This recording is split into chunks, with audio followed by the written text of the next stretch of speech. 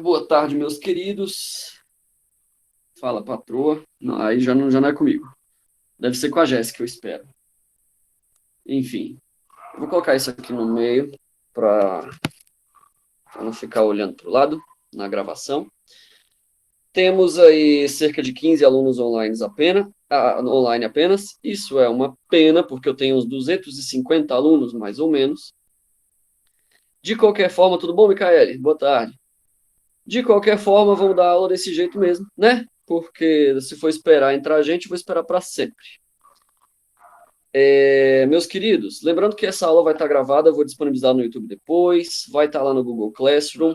Se você tem algum colega que não está acessando aí as aulas ao vivo por qualquer motivo, avisa para ele que está gravado, que está lá para ele assistir pelo menos depois, beleza? Boa tarde, Natanael, tá atrasado, hein, guri? Fala sério. Pega o caderno aí e deixa tudo pronto. Vamos embora. Tava comendo. Tava comendo, tá certo. Essas férias eternas a gente fica sem horário para nada, é ou não é? Ué. Tô ligado. De boa. Tem uns professores que estão ensinando nas reuniões de professor como colocar um avatarzinho na cara e tal, para ficar com a carinha diferente quando dá aula. Tem alguém usando isso daí nas outras aulas para vocês? Eu ia usar um do ET lá que eu vi, mas eu fiquei meio com vergonha. Eu falei, não, é melhor deixar minha cara mesmo, que já é feio o suficiente. Mas, tipo assim, para ficar mais divertidinho e tal. Qual é o meu telefone? Não sei se é comigo. Bom, se for comigo, o meu é um Samsung alguma coisa. Eu não entendo nada de tecnologia. É um Samsung Jurássico que eu uso desde, sei lá, uns 10 anos atrás. iPhone. Nunca tive iPhone, cara. Eu valorizo muito o meu dinheiro. Com o valor de um iPhone, eu compro tipo 5.000 Big Macs. Ui, ai. Muito bem, senhores. Começando a aula de hoje, então, lembrando que nessa sequência de aulas dessa semana e da semana que vem, a gente já está estudando a Segunda Guerra Mundial, só que eu falei para vocês que a Segunda Guerra Mundial é um fato tão complexo e tão importante na história humana que a gente precisa entender vários pontos além dos combates. Eu sei que a parte mais legal da guerra é ver o Hitler, né, ver os tiros lá e as paradas, os vídeos, aquelas paradas que a gente vê hoje em dia, mas para você entender mesmo o que aconteceu e perceber, tipo assim, por que que essa parada é tão importante, você tem que entender mais ou menos o que estava acontecendo antes e depois, ao redor do fato. Beleza? E aí, a aula de hoje é provavelmente a mais importante para você entender o que se passava na cabeça de quem seguia o Adolf Hitler, por exemplo. Tranquilo?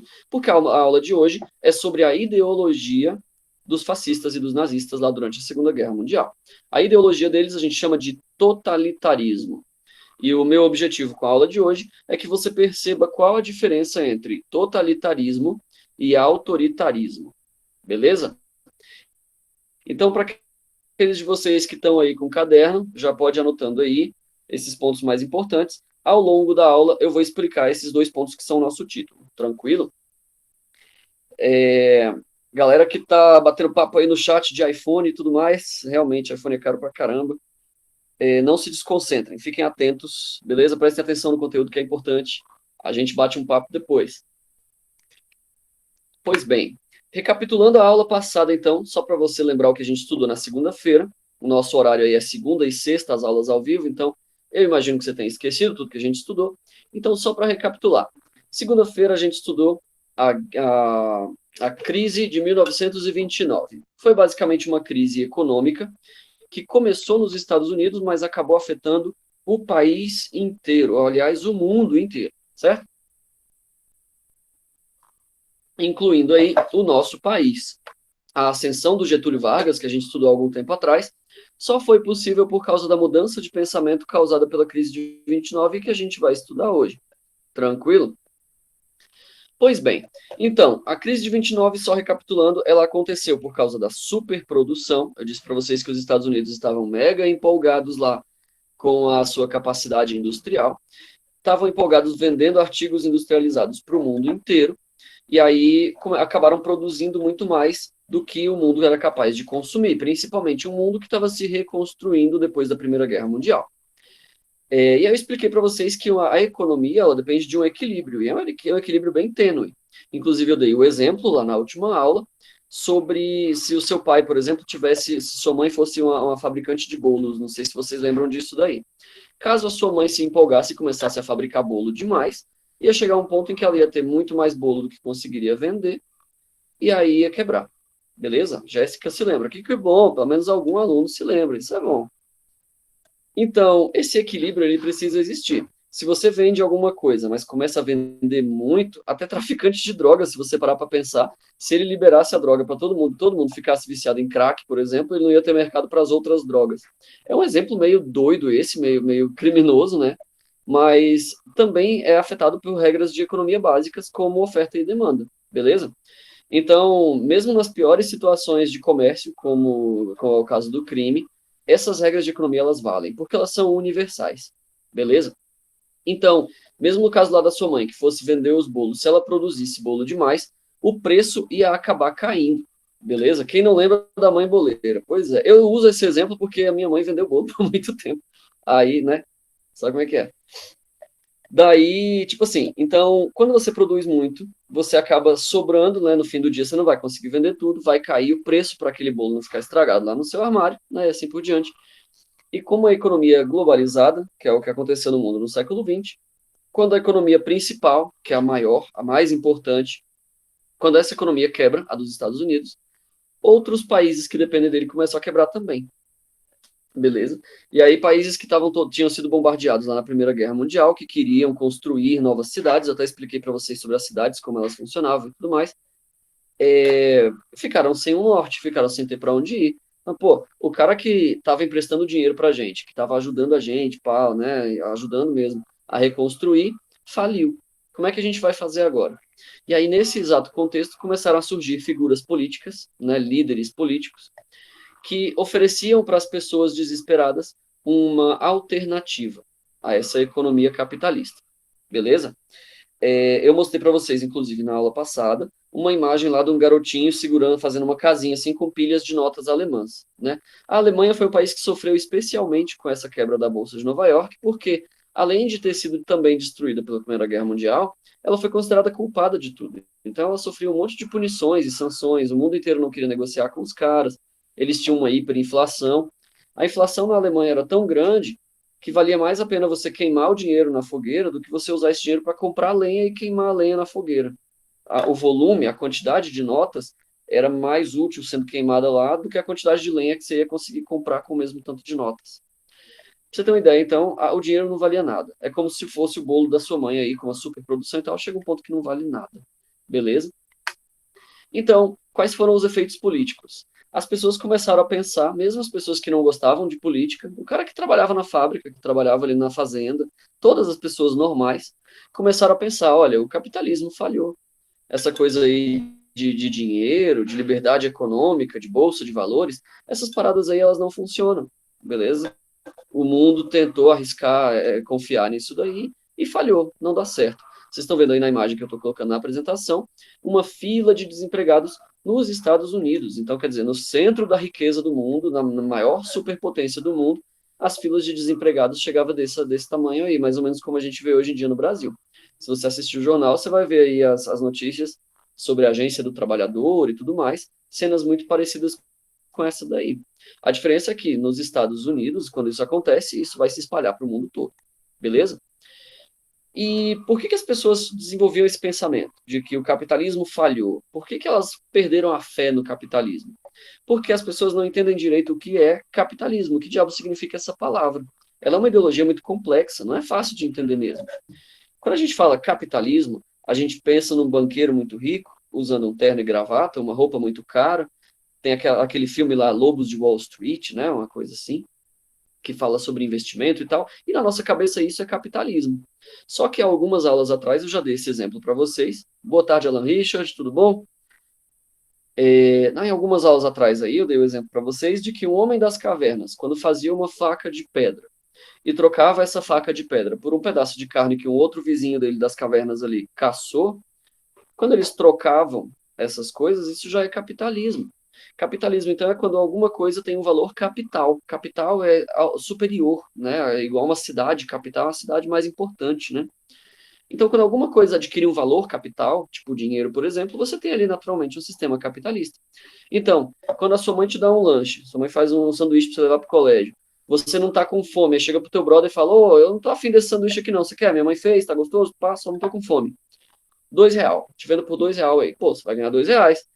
Capitalismo, cara. Então, capitalismo não é só com o banqueiro, não é só com o cara rico, não é só com o burguês, beleza?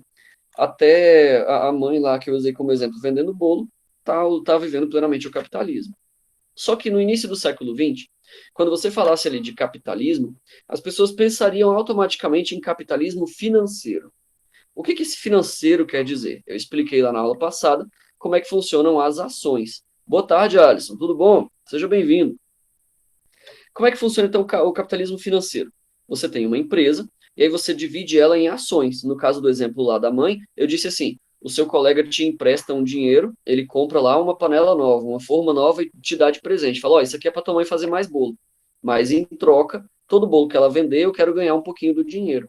Então, o cara te ajuda para o teu negócio funcionar e em troca ele ganha parte do lucro. Isso é capitalismo financeiro, é assim que funcionam os mercados de ações, por exemplo, hoje em dia.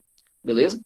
Então, quando você compra uma ação da Petrobras, você está dando o seu dinheiro para os caras da Petrobras e falando, ó, vai lá, Petrobras, e acha petróleo porque vocês são bons nisso. E aí, em troca, o que acontece? A Petrobras acha petróleo e te dá um pouquinho de dinheiro todo mês. Isso é o mercado financeiro. E era isso que tinha falhado. Então, quando as pessoas pensavam, o capitalismo falhou, a verdade que elas queriam dizer é que o capitalismo financeiro, essa coisa de empresa, de ações, falhou. Beleza? É importante a gente entender essa diferença porque é impossível viver sem o capitalismo. Todas as experiências comunistas do século passado nos provaram isso. Não existe um mundo sem capitalismo, isso é impossível. Beleza? Porque se você for produzir tudo que você consome, sua carne, sua comida, sua roupa, tudo, você não vai dar conta. Você sempre vai precisar trocar com outros porque cada um faz um pouquinho e é assim que seres humanos se organizam. Beleza? Pois bem, então como é que funcionavam essas ideologias anticapitalistas? Algumas personalidades políticas, usando esse pensamento corrente da maioria das pessoas de que o capitalismo falhou, começaram a procurar alternativas. Eles falam, bom, a gente precisa botar essas pessoas para trabalhar, a gente precisa fazer essas pessoas produzirem riqueza, manter o mundo girando, porque se todo mundo parar, se todo mundo perder as esperanças, o mundo vai cair, tudo vai parar de funcionar e a gente vai, sei lá, morrer todo mundo, não sei, vai ser o apocalipse. Então, como o mundo precisa continuar funcionando, esses caras começaram a pensar, esses políticos, a gente precisa achar uma forma, alguma ideia que entre na cabeça das pessoas e convença elas a manter as suas vidas normais, a manter o seu trabalho, a manter seu dia a dia e a sua produção diária. Vocês devem estar ouvindo um ruído aí fora, porque meus vizinhos resolveram bater papo no corredor. Enfim, né? Problemas de aula ao vivo. Paciência. Notebook está descarregando aqui, pode usar a tomada que não vicia, não que vicia. De boa, Natanael, você pode conectar pelo celular ou se você não conseguir acessar a aula ao vivo de jeito nenhum, ela vai estar gravada lá no Classroom. De boa? É só acessar depois que tudo vai ficar gravado. Ok. Então, quais eram as alternativas que esses políticos estavam procurando? Bom, alguns deles recorriam ao nacionalismo, falando, lembra aquela ideia da Primeira Guerra Mundial lá, que dizia, a minha nação é superior às outras? Nós somos melhores porque somos parecidos, nós somos melhores porque somos todos brasileiros. Essa ideia nacionalista, alguns políticos usavam. Outros políticos usavam teorias raciais. O que é uma teoria racial? É aquele cara que fala, as pessoas que se parecem comigo, pessoas dessa cor de pele, ou daquela cor de cabelo, ou dessa altura, são melhores. E aí a gente tem que unir essas pessoas que são superiores para botar o nosso país para funcionar, para reerguer a nossa economia, para construir a nossa nação. Então, várias teorias começaram a surgir para tentar substituir dentro da cabeça das pessoas essa ideia de capitalismo, beleza?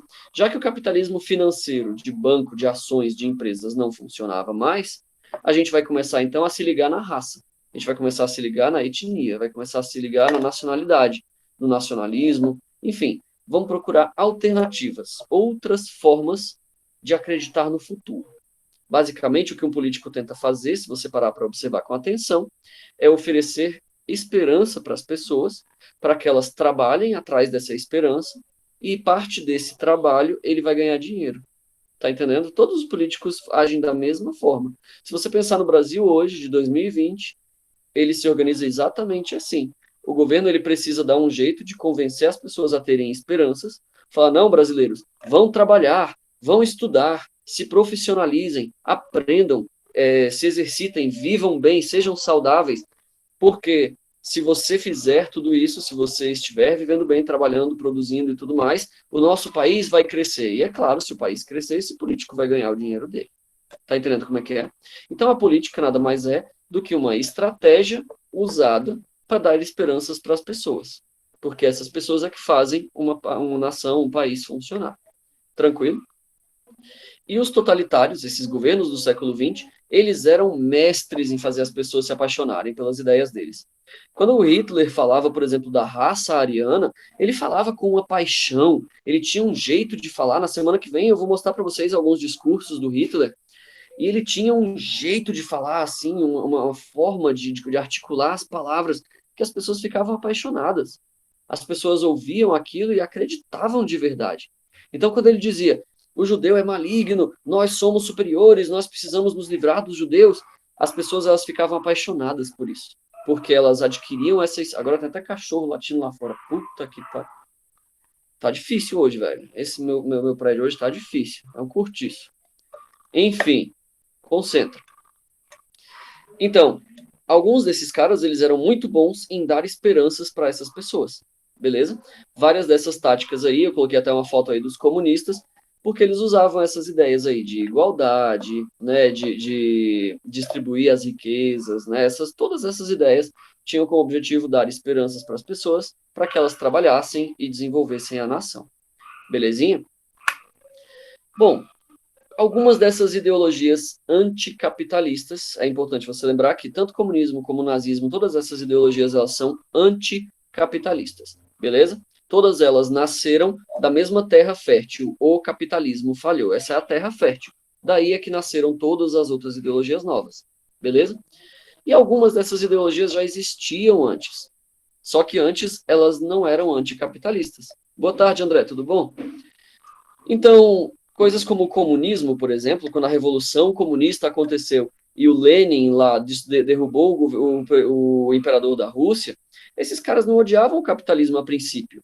Eles só queriam a igualdade. Eles queriam que as pessoas vivessem de forma igualitária, ou eles tinham uma ideologia política que, a princípio, pelo menos, não era anticapitalista. Só que depois da crise de 29, o mundo inteiro se virou contra perdão, o mundo inteiro se virou contra essa ideia de capitalismo financeiro. Então, algumas ideias que já existiam antes, como o comunismo, começaram a se desenvolver como teorias ou ideologias anticapitalistas. Beleza? E algumas das ideologias novas, né, que ainda não existiam na época da Primeira Guerra, propunham uma terceira via.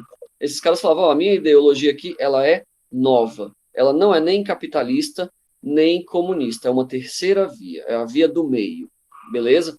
É importante você entender isso de terceira via, porque o nazismo lá na Alemanha seguia essa lógica, e o integralismo aqui no Brasil também. A gente vai estudar o integralismo, e basicamente são ideologias que diziam, a gente não é nem capitalista, nem comunista, nós somos melhores do que esses dois. E as pessoas acreditavam, beleza?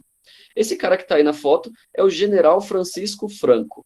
Esse é um dos caras que desenvolveu uma ideologia anticapitalista, né, e que se propunha como uma terceira via, e a gente chama esses caras de fascistas, beleza?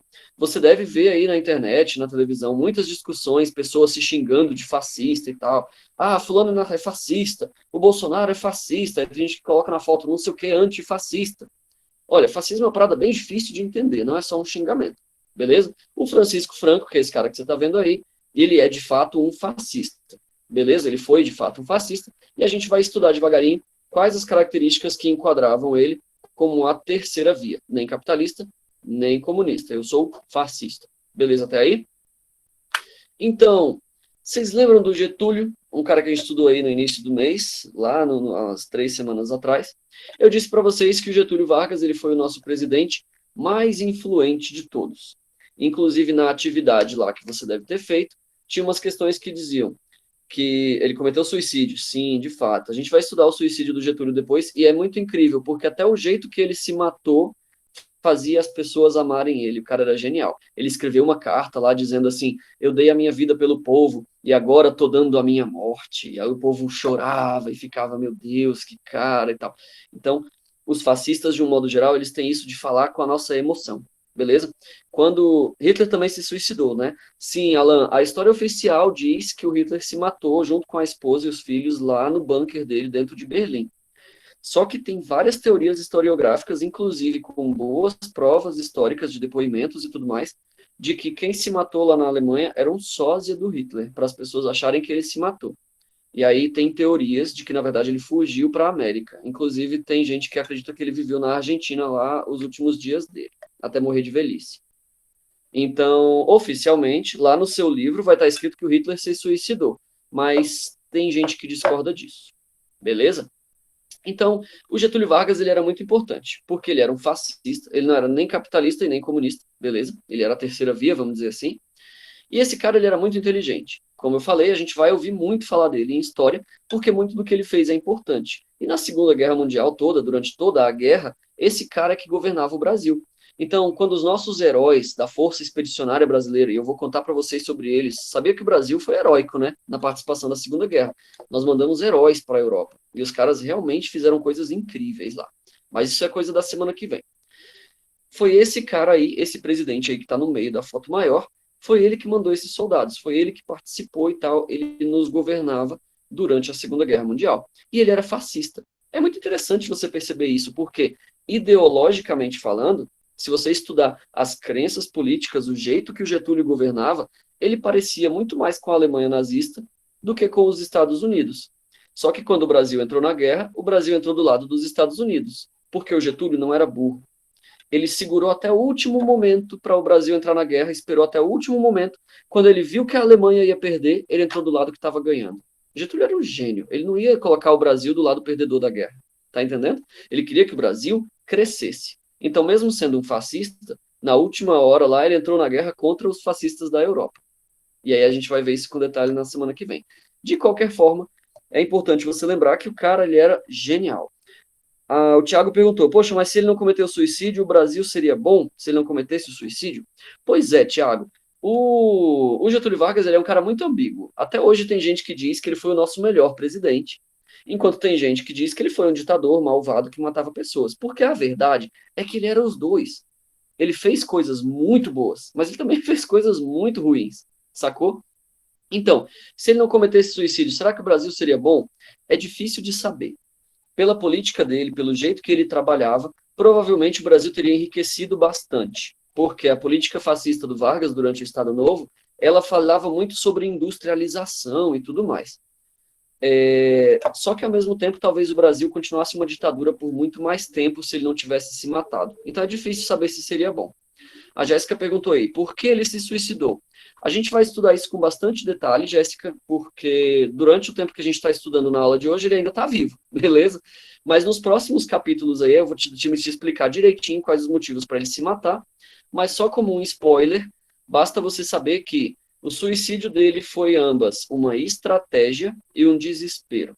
Ele viu que muita gente estava contra ele, ficou meio desesperado e aí acabou se matando, mas o jeito que ele se matou foi tão chocante, foi tão emocionante, que as pessoas, tipo, até hoje amam ele. O partido que ele criou existe até hoje, é o PTB, é o partido de um cara chamado Ciro Gomes, não sei se vocês ouviram falar.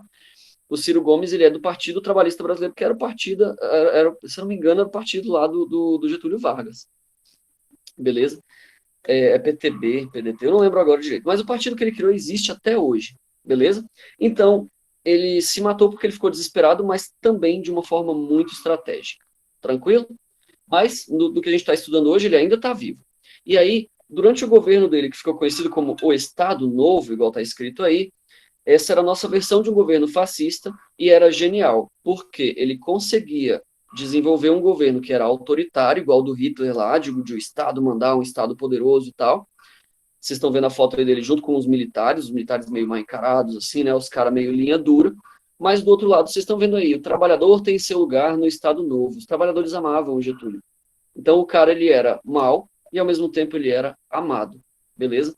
Essa é a maior característica de um fascista. Quando você estudar o Hitler, você vai se lembrar lá na semana que vem, que o povo alemão amava ele, mesmo ele sendo mau e queimando os judeus. Do mesmo jeito, o Mussolini na Itália também era muito amado. Os fascistas, eles todos são assim, eles têm um discurso que emociona, mas ao mesmo tempo eles são autoritários, eles são linha dura e são ditadores. Beleza? São as duas coisas sempre juntas. Ok? Muito bem. Então, para a prova, vamos dizer que o coroco vai ter uma cura aí, a gente vai ter uma vacina para o coroco, e semana que vem vai rolar aí prova. O que você precisa saber na hora da prova sobre totalitarismo? Basicamente, essa imagem daí. Só isso. Toda a nossa aula de hoje pode ser resumida nessa imagem que você está vendo aí, que é o que eu chamo, é uma coisa que eu inventei aí, eu chamo de o Triângulo da Morte. Beleza? Esses governos novos, incluindo o Getúlio aqui no Brasil, está escrito aí, né? Eles tinham a opinião de que o Estado tinha que dominar todos os aspectos da sociedade. Isso é totalitarismo, beleza? Por quê? Estado com E maiúsculo, igual você está vendo escrito aí, significa governo, beleza? É a polícia, é o exército, é a escola pública, é tudo isso que é do governo, é o Estado, beleza?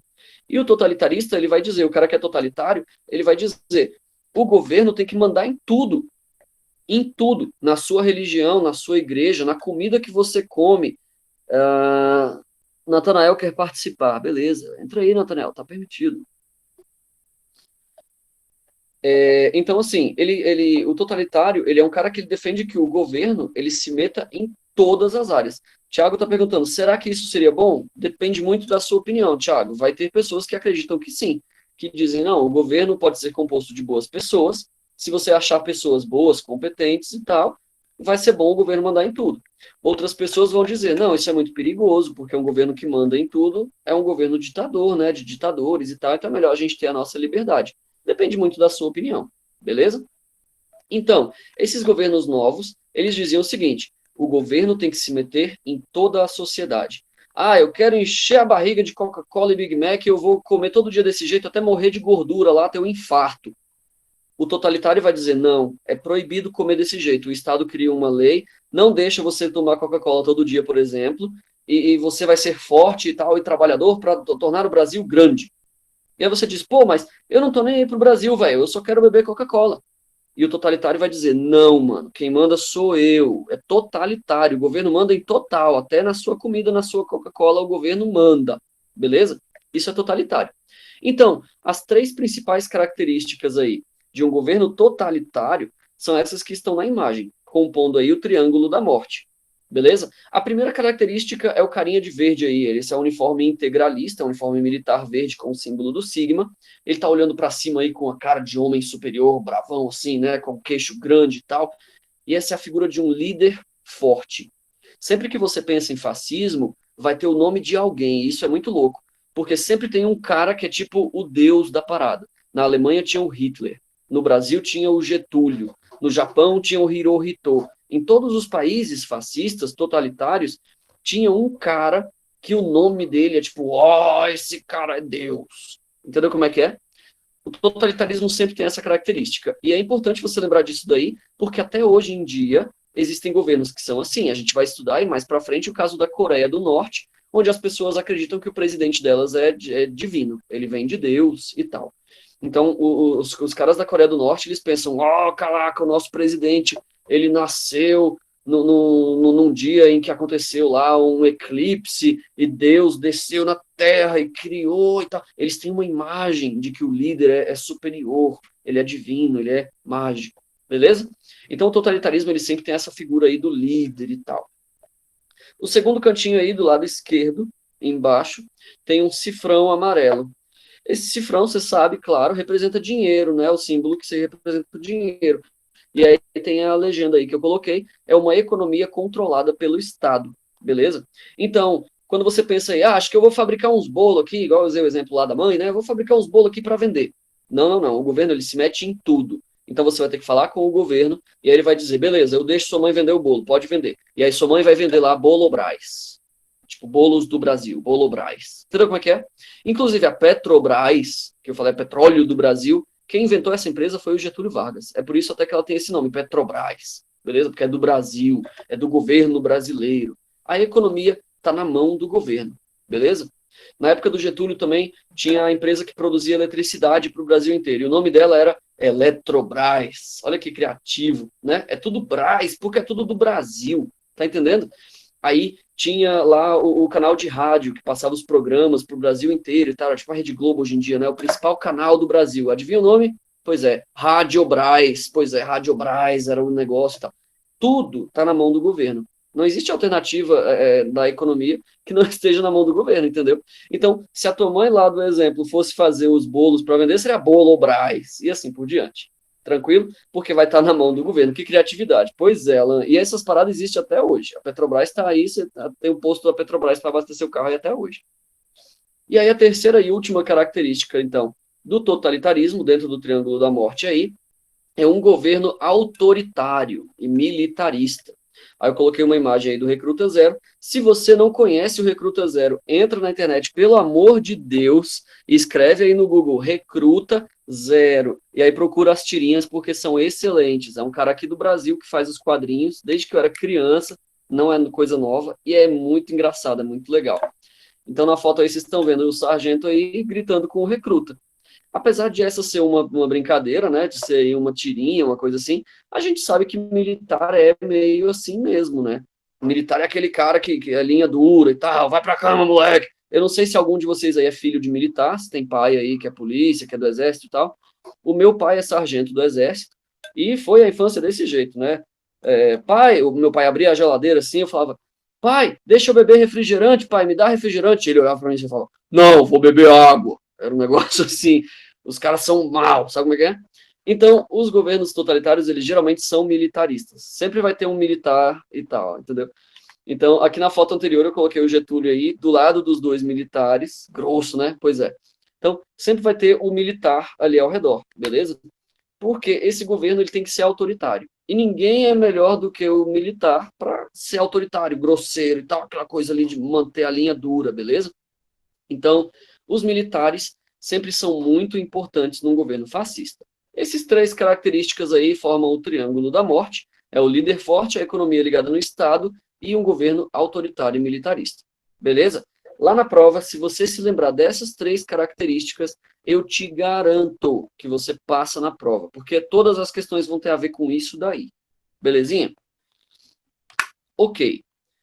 No resto do mundo, é claro, isso também acontecia. Igual eu falei agora há pouco, o Brasil tinha um governo getulista, né, do Getúlio Vargas, do Estado Novo, que era aí totalitário, né, era fascista e tudo mais.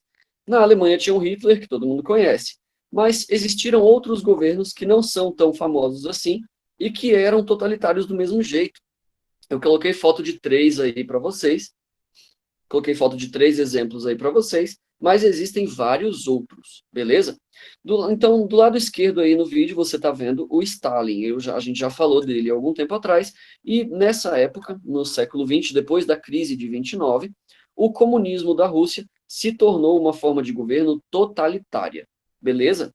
Então, quando a gente pensa assim, o Hitler era mal, o comunismo estava certo. Deixa eu te contar que os dois eram muito parecidos, beleza?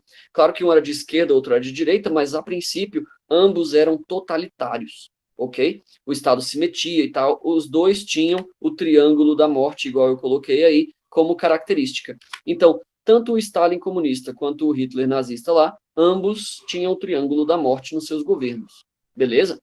Na foto do meio aí, eu coloquei uma foto do imperador Hirohito. Ele era imperador do Japão e durante a Segunda Guerra Mundial, o Japão lutou junto com a Alemanha nazista, porque eles também eram fascistas. Beleza?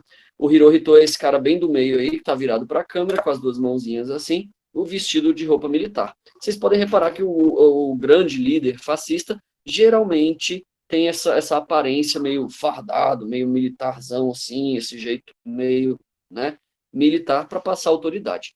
Beleza? E a terceira e última foto aí do lado direito é uma foto bastante moderna. Ela está mostrando aí o ditador Kim Jong-un, lá da Coreia do Norte. Esse cara ele não está no governo há muito tempo, ele foi eleito, presidente eleito, porque lá a eleição é toda fraudada, né, cheia de fraude lá no país, mas ele foi eleito presidente da Coreia do Norte, se eu não me engano, em 2010, ou foi 2011. Não tem muito tempo, não tem nem 10 anos que esse cara aí governa, mas o governo dele também tem o Triângulo da Morte, beleza? Recapitulando então, a figura do grande líder, só olhar o gordinho aí, né? A economia ligada ao Estado, tudo depende do governo, e um governo autoritário e militar. Então, vocês vão ver que nas três fotos aí sempre vai ter militar. Tranquilo? Esses aí são 3 exemplos de governos militaristas, de governos totalitários e tudo mais, sendo um deles mais atual. Uma outra coisa que eles faziam, que eles usavam como tática, e inclusive usam até hoje, os totalitários, é criar a imagem de um inimigo externo. Bom, por que é importante criar essa imagem do inimigo externo? Se vocês gostam de seriados aí, alguns de vocês devem ter assistido Game of Thrones. O que acontece lá no Game of Thrones? No início, na primeira temporada, você tem 7 reinos lutando entre si, um contra o outro, todo mundo se odeia, né? Imagina se eles se matassem uns aos outros. Pois é, Thiago, mais ou menos foi isso que aconteceu na Segunda Guerra. A Rússia lutou contra a Alemanha e os dois eram totalitários. Essa parada aí só acabou em 91, acabou entre aspas, né? Os grandes governos totalitários só acabaram em 91. Seria ótimo se eles matassem uns aos outros, eu acho. Bom, voltando, por exemplo, então, do Game of Thrones, né? Da Guerra dos Tronos lá. Você tinha 7 reinos diferentes lá, que se odiavam e não eram unidos, até que aparece a Daenerys, que é uma herdeira lá e tal, que tinha os dragões, e ela ameaça dominar o reino. O que os 7 reinos fazem? Eles se juntam. O Game of Thrones ele é uma boa metáfora para você entender a Segunda Guerra Mundial, porque quando tem um inimigo externo, quando tem alguém, uma ameaça de fora, a gente se junta. Pode ver isso na gincana do colégio. Você tem a sua panelinha, você dentro da sua turma aí, no 8º A, no 9º A, no 9º B, no 9º C, você fala com o seu amigo aqui, mas não fala com aquele lá, porque aquele lá é um otário e tal, eu não falo com ele. Vocês são inimigos, não se dão bem e tal. Mas, mano, quando chega a gincana da festa junina, que cada turma tem que juntar os pontos lá para ver qual turma vai ganhar o passeio, eu tenho certeza que vocês se juntam. Cada um faz uma coisa, tem um que vai trazer comida lá de casa para fazer não sei o que para festa e tal, e aí com essa união aí, ela é motivada pelo quê? Pela ameaça externa. Por quê? Bom, se a gente não se unir, o 9º A vai ganhar, ou o 9º B vai ganhar. Tá entendendo como é que é? Então, quando tem a união, faz o forte. Pois é, por mais desunido que a gente seja, quando tem um inimigo externo, as pessoas se juntam. Nas famílias isso também é bem verdade. Tá lá você e seu irmão cutucando o olho um do outro lá, eu odeio você, eu odeio você. E aí sua mãe chega e fala, o seu primo tá vindo pra cá. Vocês dois vão se juntar, porque dependendo de como for o primo, ou ele bate em um de vocês, ou vocês vão ter que brigar com ele. Geralmente tem essas coisas em família. Quando tem um inimigo externo, quando tem uma figura externa, os internos eles se juntam. E o totalitário, ele precisa que as pessoas se juntem. O Hitler lá na Alemanha, ele queria as pessoas se juntando, acreditando na Alemanha. Porque, igual eu falei, a ideia dá esperança para as pessoas. Se elas acreditarem em alguma coisa, se elas se unirem para essa coisa, a coisa vai funcionar. Lá na gincana do colégio, você ganha. Se você se unir, organizar direitinho, cada um traz uma coisa, você acaba ganhando. Então, funciona. Tá entendendo? A união realmente faz a força. E o totalitário, ele sabe disso. Então, na Alemanha, o Hitler pegou a imagem dos judeus e falava: os judeus são maus, eles querem dominar a Alemanha e tal. E aí o povo alemão, sentindo medo dos judeus, começaram a se unir contra eles. No Japão, a mesma tática foi usada. Eles diziam: os chineses são nossos inimigos porque eles são inferiores e a gente tem que dominar os caras e tal. Então, Japão e China eles se odiavam. E aí, o inimigo externo, no caso do Japão, eram os chineses. E no Brasil, isso também aconteceu. Eu expliquei para vocês lá na aula, quando Getúlio Vargas deu um golpe de Estado em si mesmo. Hitler psicopata. Pois é, ele é um sociopata, né? No Brasil, o Getúlio criou o documento falso lá, que era o Plano Cohen, dizendo que os comunistas iam dominar e tal. O que ele queria fazer? Criar um inimigo. Porque se as pessoas têm medo dos comunistas, eles vão se unir contra os comunistas. E aí as pessoas do Brasil se uniam e apoiavam o governo do Estado Novo. Tá vendo que é a mesma tática? Do mesmo jeito que o Hitler falava dos judeus lá, o Getúlio falava dos comunos aqui. É a mesma coisa, é a mesma tática. Oferecer uma ameaça para que as pessoas se juntem. Beleza? Então, essa ideia de ter um inimigo da nação, do povo, né, ela serve para unir essas pessoas, porque elas ficam com medo de serem conquistadas. Tranquilo? Então, quando elas se unem com medo desse inimigo, as pessoas naturalmente elas vão procurar um líder. Porque, bom, a gente está junto e tal, mas o que a gente vai fazer junto? Vai ter que ter um cara lá que diz, agora a gente vai guerrear, vamos treinar tiro, vamos construir tanque de guerra, vamos fazendo... Esse líder, ele vai ter que organizar essas pessoas que agora estão unidas, beleza? Então, eu coloquei por escrito aí para vocês, no totalitarismo, o Estado cresce até dominar toda a sociedade. Todo mundo trabalha para o governo de alguma forma, e ele está em toda parte. Então, na Coreia do Norte, em qualquer lugar que você vá, tem muita coisa no YouTube aí, de gente que visita a Coreia do Norte. Você vai no YouTube e escreve lá, Coreia do Norte, você vai ver um monte de coisa.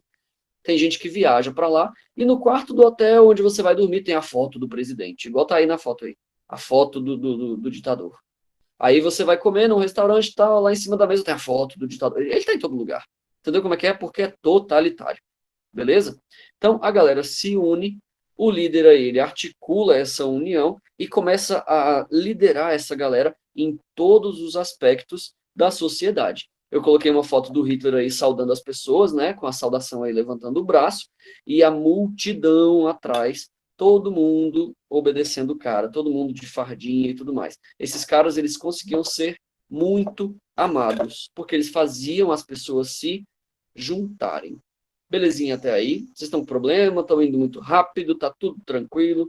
Micael até saiu da reunião. Eita, meu Deus, deve estar muito ruim. Enfim, o que você precisa se lembrar, então, é que a ameaça do inimigo faz as pessoas se juntarem. Com as pessoas unidas, fica mais fácil obedecer um único líder. Beleza? Todo governo totalitário vai ter um nome de um cara que é mágico. Vai ter o Hitler na Alemanha, Mussolini na Itália e assim por diante. Ok? Muito bem. Por que esses caras são geniais, então? Por que essa tática deles é genial? Essa estratégia não veio do nada. Não foi assim, de repente as pessoas começaram a se unir, de repente elas começaram a se juntar e tal. Não. Esses caras, eles fizeram tudo isso arquitetado. Foi tudo isso feito de propósito. Eles planejaram cada um desses passos. Então, quem criou essas táticas, o Hitler, quando ele criou a tática lá dos judeus, o terrorismo, o Getúlio, quando ele criou o plano Cohen e tal, eles revelam que eles eram gênios. Gênios do mal, talvez, mas gênios. Beleza? Porque eles entendiam muito de política. Esse exemplo que eu dei para vocês, a união faz a força, quando tem um inimigo, a gente se junta.